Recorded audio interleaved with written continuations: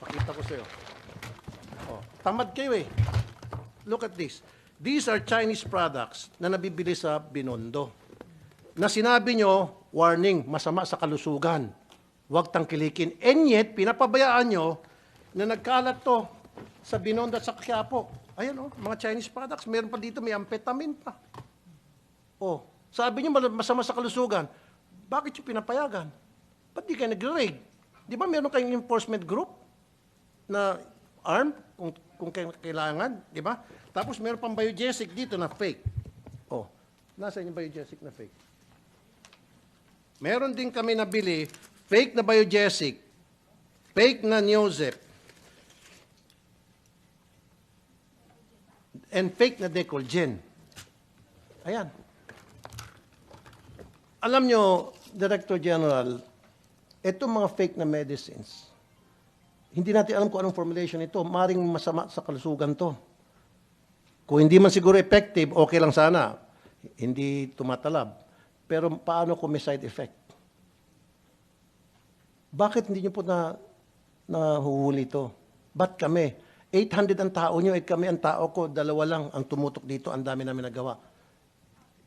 Yung sinasabi nyong 1,000, 50,000 mga nakumpiska nyo, kung kami nga, milyonis na agad. 2 tao lang. Ano pa, napa-down namin, na-flag down. Don't use that word na kulang kayo sa tao. O katulad yung sinabi ni Senator Erwin sa Palawan, since 2018, importante yun para sa libre dialysis sa probinsya. Hindi ma-approve-approvehan. Why? Kasi hindi kayo nakafocus doon. Kasi walang lagay yun eh. Kaya sinantabi nyo. Pero kung may mag-apply na malaking pharmaceutical companies, I bet you, approvehan nyo agad yun. Kung hindi pala tumawag si Sen. Erwin, tenga lang yun. It's either inutil, tamad, or nag-aantay ng lagay. Ganun lang po yun. You guys are not doing anything. Akala ko ba, mag-resign ka? Paano yan, sir?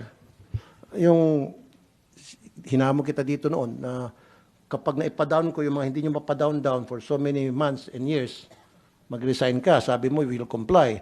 And then hinamon ko ulit yung boss mo, si DOH Secretary, na sabi ko, yung meron pa nga kayong produkto na 12 years na, hindi nyo mapa-down, ma-take down. Tsaka yung mga sa advisory, sabi ko, paano ko mapa-take down ko yan at hindi nyo mapa-take down? Sabi kay DOH Secretary Erbosa, would you ask Attorney Teston to resign? Sabi niya, yes. Sir, inutil ka po. I'm sorry to tell you. You're incompetent. At yan mismo, sinabi ng ARTA, kayo ang one of the most complaint agency. ARTA na po mismo nagsabi niyan. At dudugtungan ko. Dapat kayo, karamihan kayo sa management, magsi-resign na kayo. Inutil kayo eh. Wala kayong ginagawa kung hindi. Humintay lang siguro ng lagay mula sa mga malalaking pharmaceutical companies.